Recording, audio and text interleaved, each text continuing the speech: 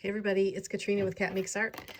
Hey, gosh, a while back I started this little concertina book. I think I did a video on it a while back. It's a Gustav Klimt inspired little book, and if you don't know what a concertina book is, it is a sort of one of those infinity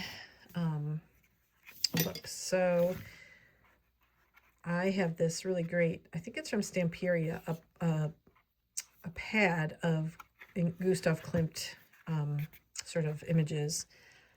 And so I'm going to show you what I did really quick after this, but I put together this little book of little snippets of that pad and arranged them in, and I used some crackle paste and some different things. And then if you flip it over, then you've got another, the whole back is also, you know, so you've got a two-sided situation. And then in honor of Klimt, I also used some gold leaf, which was really fun. And never been trained in that, but I smeared some glue on and I dropped some gold leaf sheets on and I mushed them around with my finger and I got a cool effect. So anyway, I was going to do a quick little, just how we did this. So the pages are literally just file folder, manila folders. And this one I just cut in half. I actually cut out a piece of cardboard just out of a Amazon packaging or something. And I made a template for these, but I'm just going to use this as the template. So I folded in half so I could get two at a time. And I'm just going to just, maybe trace around it. Although there's this weird little cutout at the bottom. So maybe we can only do one. I don't know. We'll try it. We'll try it from each end. So we're going to lay this down. I'm going to just do a quick little trace around it. We're going to cut out the shape. And then we're going to show you exactly.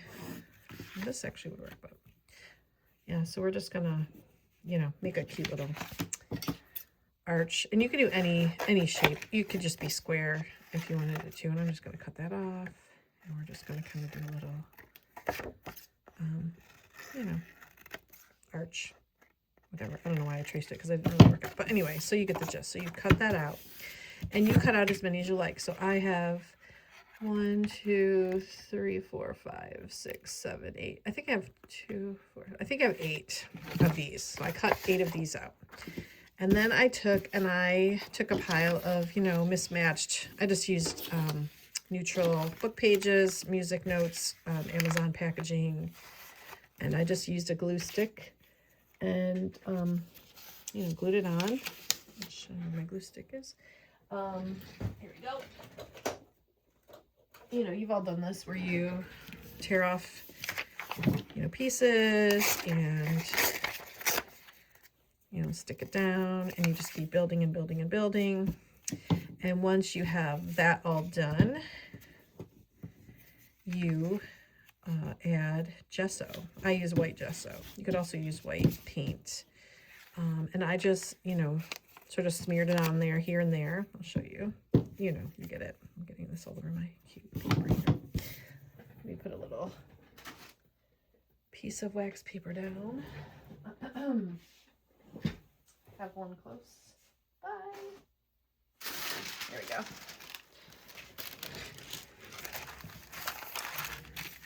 So yeah, you just keep layering these. It does not have to be pretty. It doesn't really even matter what this is. I just like the writing behind it because I really like the idea of it feeling like old, kind of like old walls with like peeling plaster. That's kind of what I like about this. Sort of look at, it feels like very old walls behind here. And then I added that crackle paste and some gold, I think paint on there too. So I really liked, I had never used crackle paste, so I thought it would be fun to try it on this, project, because I didn't really know what I was doing when I started it. And I really, really liked it. I feel like not all crackle pastes are created equal though.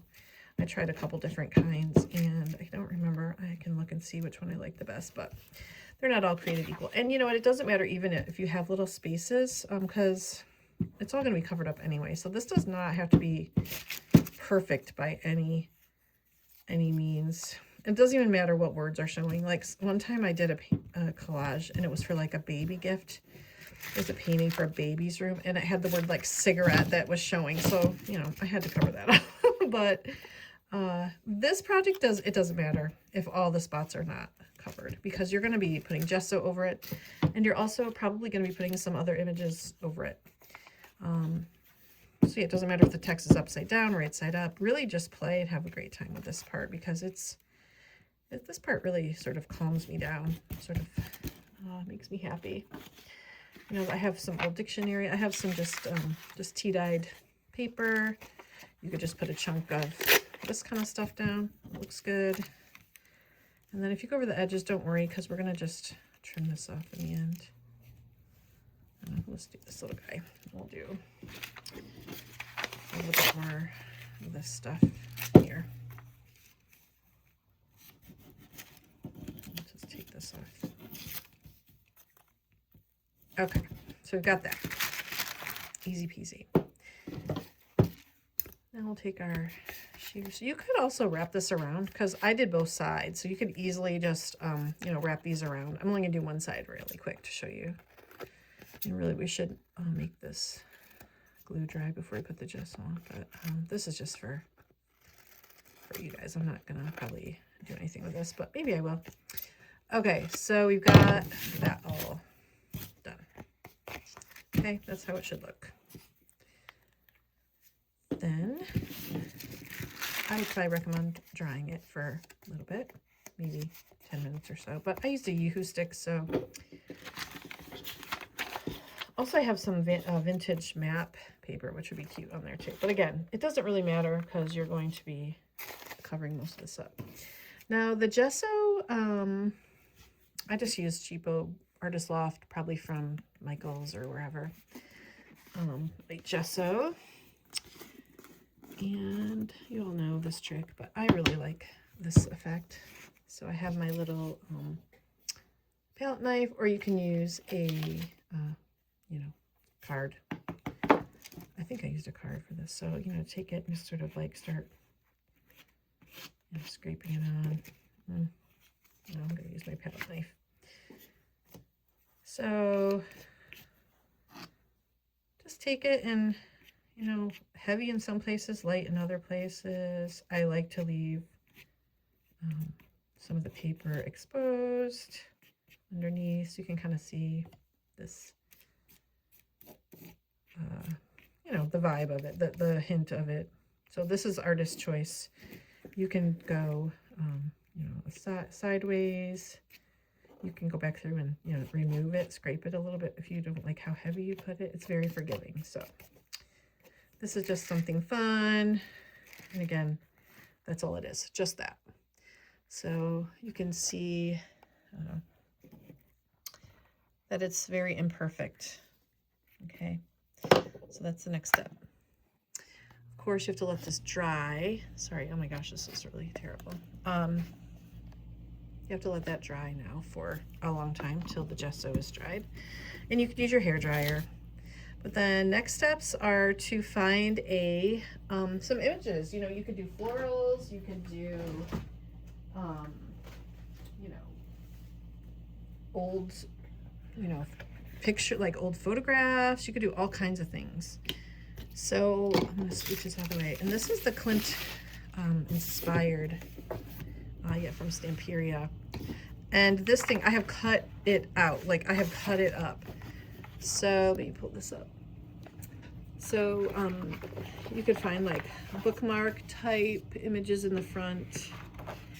There's these full pages which are double-sided, which is really hard to decide which side of the paper you want to use.